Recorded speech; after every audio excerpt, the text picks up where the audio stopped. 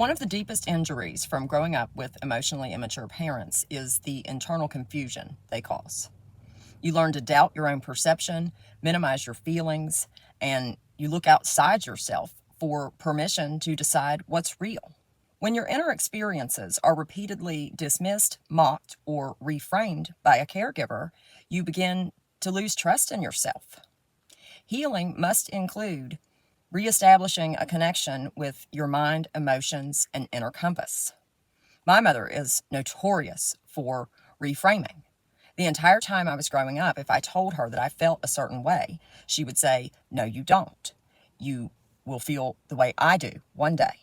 No, I never have. I have never been crippled by what other people may think of me. Truth is, most people are self-centered and they're not thinking about me anyways.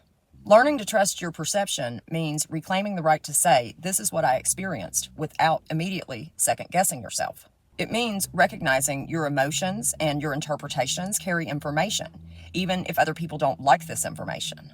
People who were raised in emotionally unsafe homes tend to dismiss their own inner signals in order to keep the peace or gain approval.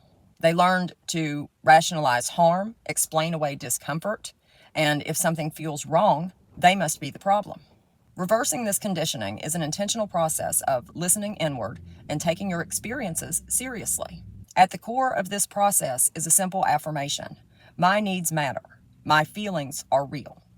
For someone who grew up consistently being told that they were too dramatic, too much, too demanding, or too sensitive, acknowledging reality can almost feel rebellious. Needs are not character flaws. Feelings are not moral failures. They are signals. Pain tells you you've been injured. Hunger tells you your body needs nourishment. Your emotions give you information about loss, connection, safety, or violation.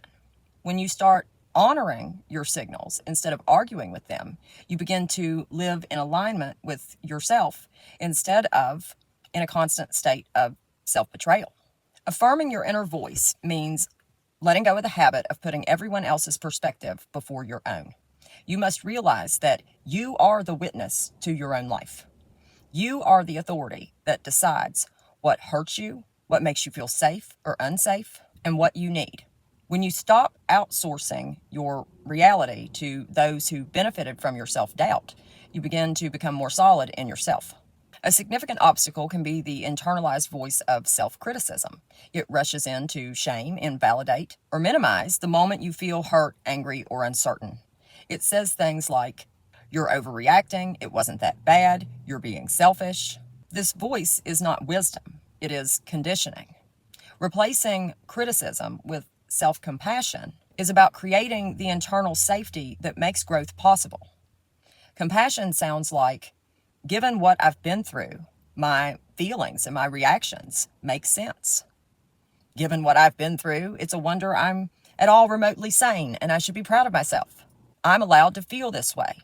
It treats pain as meaningful instead of embarrassing, and treats you like a human being instead of a project always in need of correction. Pay attention to your thoughts, not to condemn them, but to gain awareness about your inner world. When you catch yourself thinking negatively, immediately switch that thought to something positive. Over time, if you consistently do this, your brain will eventually go to positive first. When you respond with compassion, you send your nervous system a powerful message: I am safe with myself. You become less dependent on external validation because you're no longer at war with your inner experience. Learning to trust your perception is an act of self-respect. It is choosing to believe that your inner world is not an inconvenience, a nuisance, or a problem to be fixed, but instead a source of information, wisdom, and guidance.